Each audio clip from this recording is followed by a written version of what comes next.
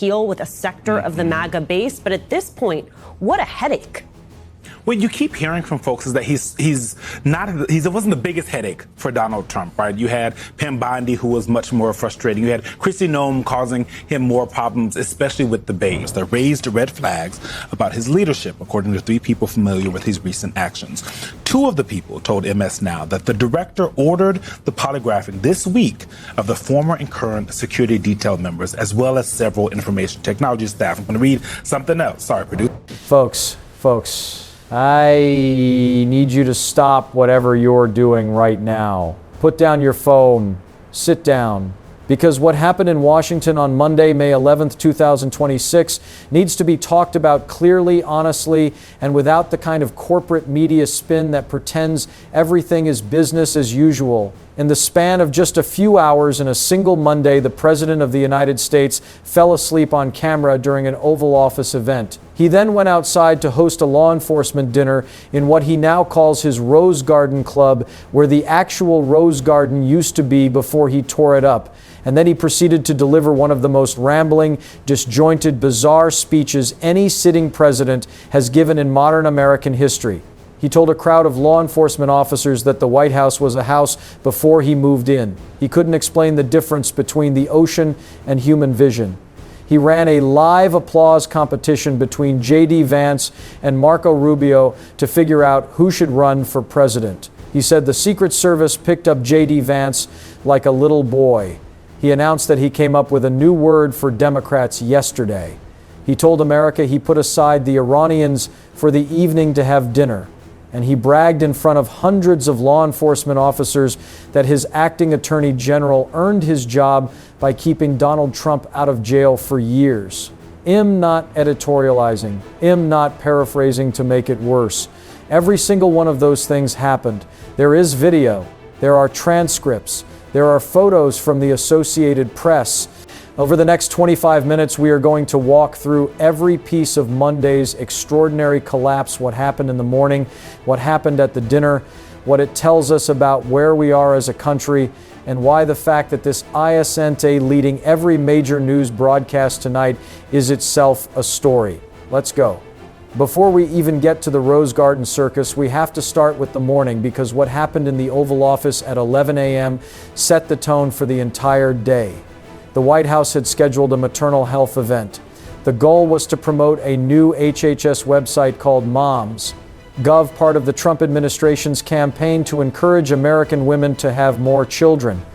Attending the event were HHS Secretary Robert F. Kennedy Jr., Dr. Mehmet Oz, now serving as Medicare and Medicaid Services Administrator, Republican Senator Katie Britt, Agriculture Secretary Brooke Rollins, philanthropist Olivia Walton, and others. It was, by any reasonable standard, a routine ceremonial White House event, not a crisis briefing, not a high-stakes negotiation.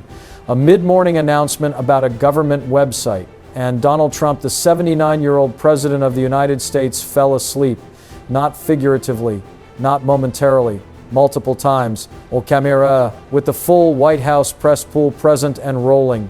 The New Republic reported that cameras caught Trump's eyes closing fully and repeatedly while people around him spoke, and this happened just seconds after Trump himself had finished speaking at the same event. The Daily Beast described Trump as slipping into a stupor surrounded by press and loyalists, with cameras capturing him jolting awake after being caught nodding off.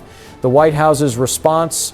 Their rapid response team posted on social media, "He was blinking, you absolute moron." That's the official response from the communications office of the executive branch of the most powerful government on earth. He was blinking. Now, I want to be careful here because I am not a doctor and am not going to diagnose anyone. But I will tell you this. What is documented on video that morning is not blinking. Blinking is a fraction of a second. What was captured on camera was eyes fully closed, head dipping, the posture of a man asleep in a chair, followed by a jolt back to awareness. According to the International Business Times, this was not the first time. Only days earlier, Trump appeared to drift in and out of drowsiness during an Oval Office ceremony to restore the presidential fitness test in schools. The month before, he appeared to nod off during a healthcare affordability event at the White House while pharmaceutical executives discussed drug treatments. The outlet noted that Trump has been nicknamed Dozy Don for what has become a pattern of on-camera drowsiness at public events. Think about that for a moment. We are talking about a 79-year-old man who holds the nuclear codes, who is currently overseeing an active military conflict with Iran, who is conducting major international trade negotiations that affect every American's cost of living, and he is falling asleep on camera at routine mid-morning Oval Office events, while his communications team tells the press it's just blinking. If this were a CEO of a major corporation, the board would be having emergency discussions. If this were a commercial airline pilot, the FAA would be conducting an investigation. But because it's the president and because corporate media has decided that this is too uncomfortable to dwell on, it gets a day's worth of social media posts and then evaporates. It shouldn't. We'll come back to why this matters. But first, the main event, the Rose Garden dinner. Because what happened that night made the morning look calm. Before we get into what Trump said Monday night, we need to set the scene, because the setting itself is a story. The White House Rose Garden has been one of the most iconic spaces in American history. Presidents have announced major policies there. Couples have renewed vows there. It has hosted events that shaped the trajectory of the nation. The Rose Garden was most recently redesigned during Melania Trump's first term as First Lady. Then, in the second term, it was renovated again. The grass was removed. Stone was installed. And Trump, who hosted Monday's law enforcement dinner on that very ground now, refers to it as what he called the Rose Garden Club. Not the Rose Garden, the Rose Garden Club, like a country club, like a Mar-a-Lago outpost on federal property. When Trump addressed the crowd Monday night, he talked about the renovation himself, saying, and these are his actual words on video, that his wife Melania asked him, "Darling, what did you do with my grass?" And Trump told the crowd that he responded to the First Lady, "Melania, it's not your grass. It's the people's house." Let's just pause on that for a second. The man who is simultaneously in the process of demolishing the White House East Wing, a historic structure built in 1902 to make way for a 90,000 square foot personal ballroom, told Melania that the Rose Garden grass belongs to the people. According to CNN, the White House ballroom project, which Trump originally promised would cost $200 million and would not require demolishing the existing East Wing, has now ballooned to $400 million after the entire East Wing was unexpectedly demolished in October 2025.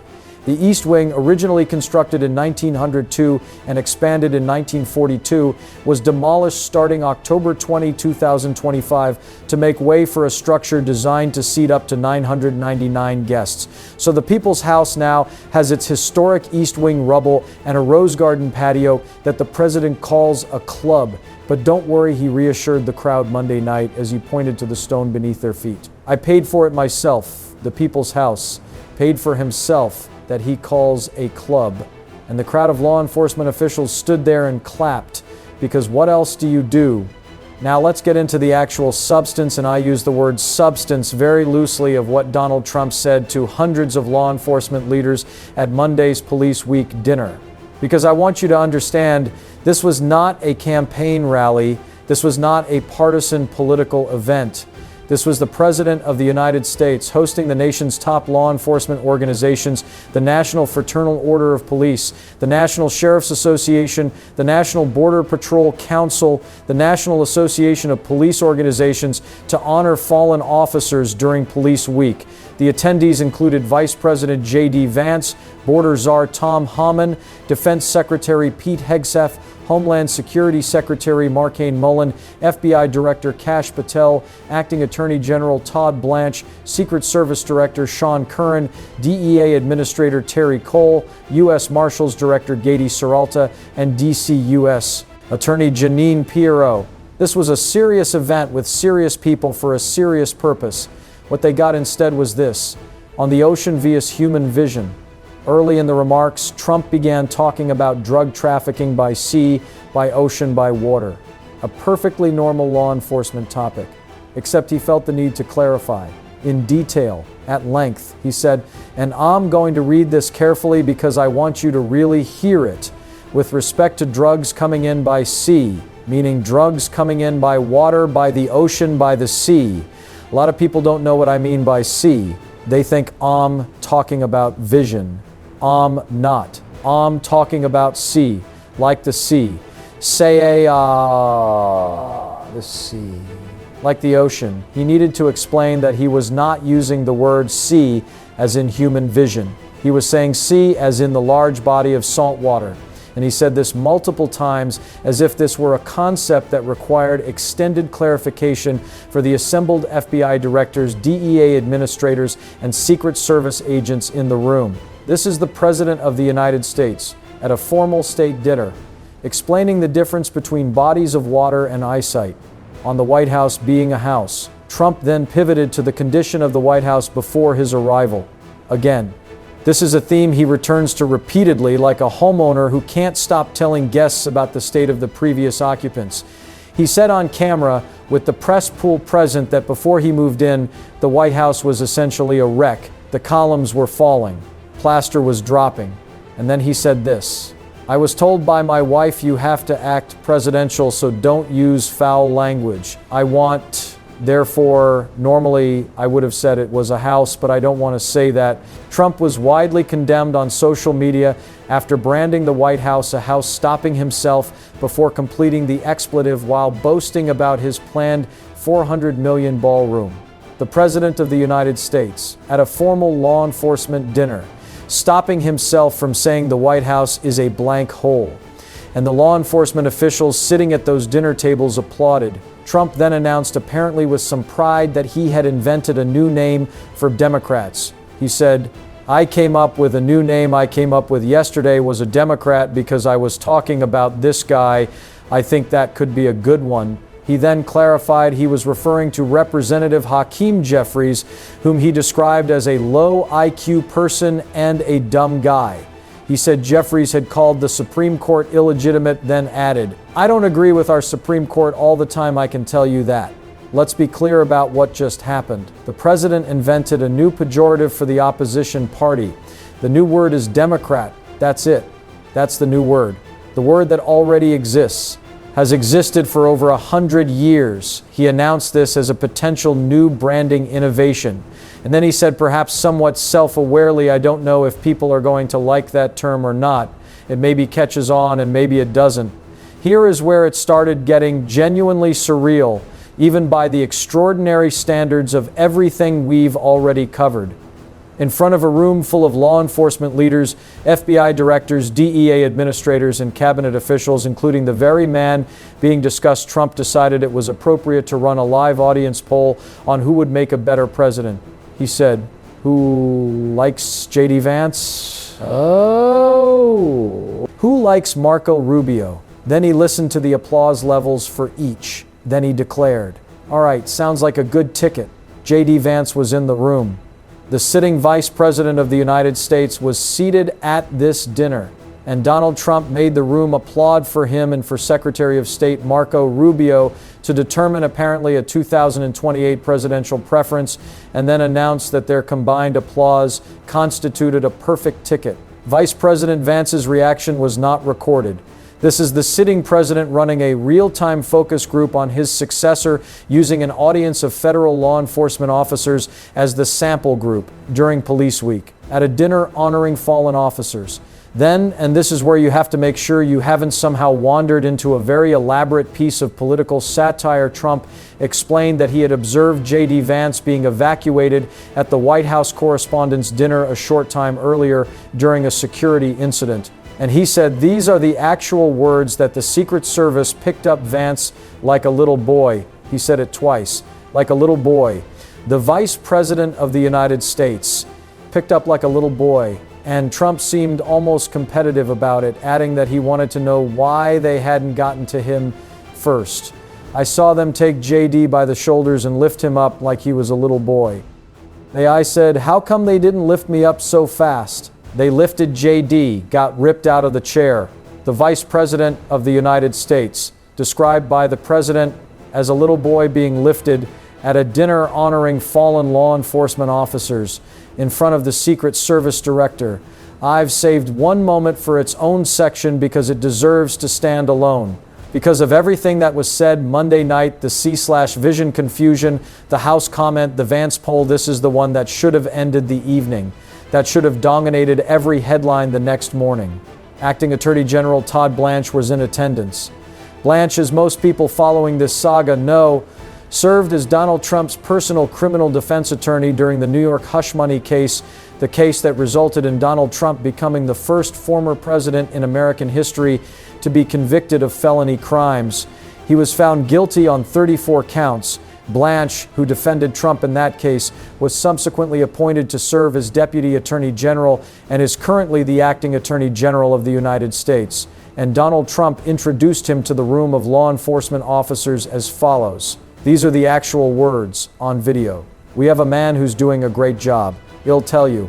I knew it because he kept me out of jail for years. Acting Attorney General Blanche, he kept me out of jail. They would indict me left and right." Read that again. The President of the United States introduced his Acting Attorney General, the top law enforcement officer of the United States, by saying that this man's qualification for the job was keeping Trump personally out of jail, in front of the FBI director, in front of the DEA administrator, in front of the Secret Service director, in front of the U.S. Marshals director, in front of the National Fraternal Order of Police. And those people sat there and clapped. I want to be very plain about something. Donald Trump is a convicted felon. That is not an opinion. That is a legal fact. He was convicted on 34 felony counts in the state of New York. He was also found civilly liable for sexual assault by a jury in the E. Jean Carroll case. These are court records. And the man he appointed to be the Acting Attorney General of the United States, the nation's chief law enforcement officer, is the defense attorney who represented him in the criminal case that produced those felony convictions. That person is now the top law enforcement official in the country. And Trump introduced him to law enforcement leaders by bragging about it. I support law enforcement. I genuinely do. The men and women who put on a badge every day, who run toward danger, who sacrifice their safety for their communities, they deserve honor and respect. That's real. Police Week matters, but what took place at that table Monday night was not an honor to law enforcement. It was a mockery of everything law enforcement is supposed to stand for.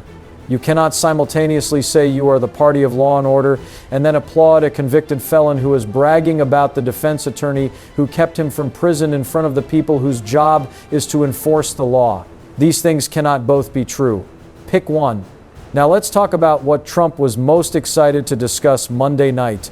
More than drugs, more than fentanyl, more than honoring fallen officers.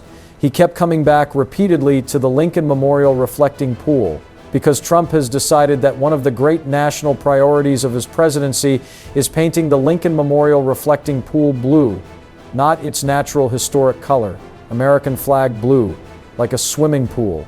On May 7, 2026, just 4 days before the Rose Garden dinner, Trump drove his motorcade directly across the drained, reflecting pool to inspect the blue coating being applied, praising the new American flag blue color and saying it would be much more beautiful than it was new. Trump announced the project would take 1 week and cost $2 million.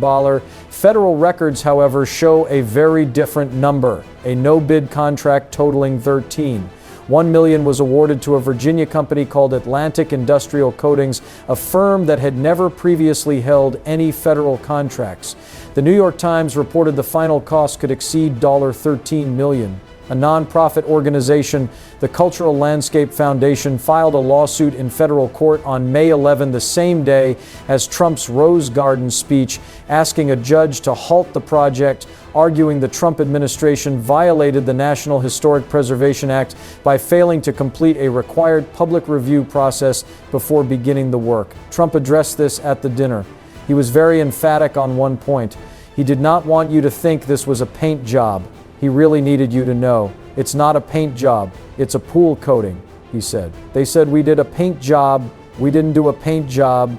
The place would leak and we're going to have it totally sealed.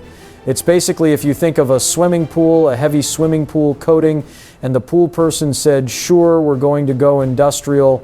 What is industrial? It's heavy duty. It can handle anything. And it's going to be beautiful, beautiful color. I picked American flag. See the blue? I picked American flag blue. I couldn't make up my mind. I had a hard time. He couldn't make up his mind. About the color of a historic national landmark, he had a hard time. And then he posted on Truth Social a fake AI-generated image of himself and his administration officials lounging in the reflecting pool in swimsuits next to the Washington Monument, because that seemed like an appropriate use of the presidential social media presence. Note that swimming in the reflecting pool is prohibited by federal law.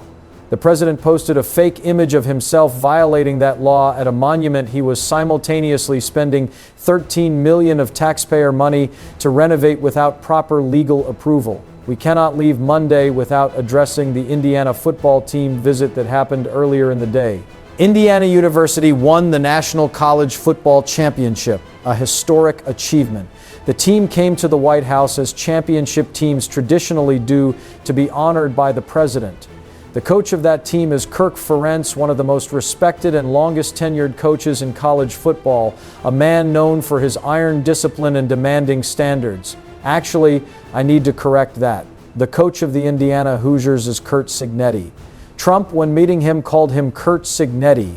He didn't know who he was. While the man was standing right next to him, he asked the room, "Who is Curt? Curt Cignetti. Where is Curt Cignetti?" "Right here." Cignetti stepped forward, and Trump said, "Curt Cignetti has turned out to be, I think he's the coach of the last decade." He then told the assembled football players, championship college athletes, that he likes them because they are good looking, but that he doesn't like good looking men at all. And he pivoted to talking about his $400 million ballroom at an event honoring national champions. He talked about his ballroom. During a team visit by championship college athletes, here is where I need to talk to you directly, honestly, and without any partisan framing, because this section isn't about Democrat vs. Republican. It's about something more basic than that. Every major incident I've described today, the falling asleep in the Oval Office, the bizarre Rose Garden speech, the live Vance/Rubio applause poll, the admitted rationale for his acting attorney general's appointment, the reflecting pool circus, not knowing who the coach standing next to him was, all of this happened in a single Monday. And most of it will get minimal coverage from major national television networks. Corporate media will mention it briefly, maybe run a segment about the sea confusion or the House comment, and then move on to discussing polling numbers or the next political controversy. Why? Because these outlets have made a decision, consciously or not, that describing the visible, documented on-camera behavior of the sitting president as abnormal is partisan, that holding it to a standard is bias, that naming what we are watching is opinion. But here's what I want to ask.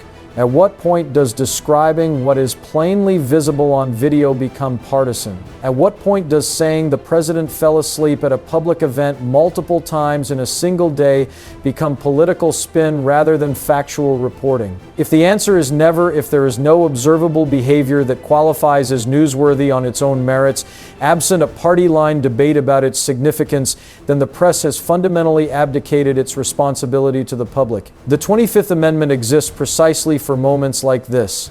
It was designed by the framers, the modern framers. It was ratified in 1967 as a constitutional mechanism to ensure the country always has a president who is capable of executing the duties of the office. It requires the vice president and a majority of the cabinet to certify that the president is unable to discharge his duties. I am not saying the 25th Amendment will be invoked. I am saying the existence of that mechanism reflects a belief by the people who designed this government that the capacity of the person holding the presidency is a legitimate and urgent question of national concern. The things we saw Monday, a president who cannot stay awake at an Oval Office event, who delivers a speech to law enforcement leaders in which he cannot explain the word see, who runs applause competitions for his potential successors, who brags that his attorney general is qualified because he kept him out of prison. These things are not normal. They are not what normal looks like. And pretending otherwise doesn't protect the country. It endangers it. One more thing. because in the rush of the bazaar, it would be easy to skim past one line that deserves to stop every American cold. As Trump wrapped up his speech Monday night, he announced he was going to stay and have dinner with the law enforcement officials. And then he said this: "I'll set aside the Iranians for an evening. I'll put the Iranians aside and we're going to have a little dinner. I'll put the Iranians aside for an evening." To be clear about the context, the United States has been engaged in an active military conflict with Iran. American military strikes have been carried out in the region. The situation involves active nuclear considerations, the safety of American military personnel, the stability of oil prices affecting every American consumer, and the broader question of whether the world is moving toward a wider regional war. And the President of the United States said at a dinner that he was putting it aside for the night because dinner. I'll put the Iranians aside. Like a work email you're not in the mood to read. Like a notification you'll deal with tomorrow. The geopolitical situation involving an adversarial state with nuclear ambitions and active military exchanges with the United States put aside for dinner. Then the crowd clapped the same day he fell asleep at the Oval Office. The same day he ran a Vance versus Rubio applause contest. The same day he couldn't explain what the word "C" means. The same day he bragged his acting attorney general earned his job keeping him out of jail. Look, I know how this is going to land in certain parts of the internet. People who support Trump will say I'm a partisan hack who can't accept the results of the election. They'll say this is all spin. They'll say the fake news media has been after him for a decade and nothing ever sticks. And I understand that response. I genuinely do, because people who love Donald Trump look at this speech and see a man being himself, unfiltered, unscripted, saying what he wants without the polish of a professional politician. And for many people, that's what they voted for. The authenticity, the chaos energy, the willingness to say things that other politicians won't say. But here's the thing. There's a difference between unfiltered and incapacitated.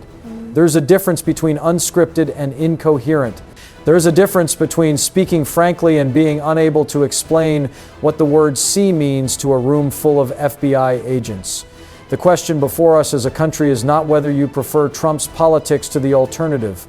Reasonable people can disagree on that.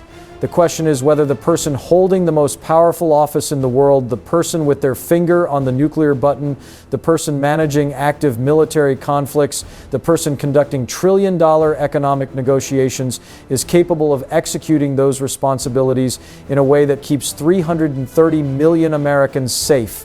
That is a nonpartisan question. It is the most basic question there is.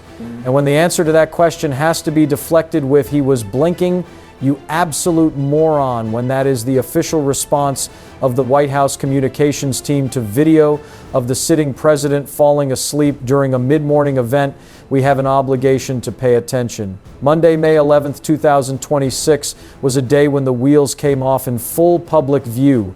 A day when the script was dropped, the controls were down, and what was left was something that every serious person who watched it, regardless of party, should be deeply, genuinely, and immediately concerned about. The country deserves better. The law enforcement officials who honored their fallen colleagues during Police Week deserved better. The athletes who won a national championship and came to the White House deserved better. The Americans worrying about inflation and Iran and 1,000 other things who watched their president put those things aside to explain the difference between the ocean and human vision, they deserve better. Say it out loud. Share this video. Make sure people see what happened Monday. Because if we don't talk about it, it becomes normal. And all of it should never be normal. If this video gave you a clear picture of what actually happened on May 11th, the full picture, not just the clip here or the clip there, please hit like and subscribe right now. We are covering every development as it happens without the corporate media filter. Drop a comment below. What moment from Monday do you think was the most disqualifying? I want to hear from you, and I mean everyone, regardless of party, because this is about the country, not the team. And if you haven't seen our recent videos on the Epstein deposition shutdown and the Trump IRS lawsuit scandal, they are linked right here. Watch both. Because Monday wasn't an isolated incident. It's all connected. Until next time, stay awake, and not just figuratively.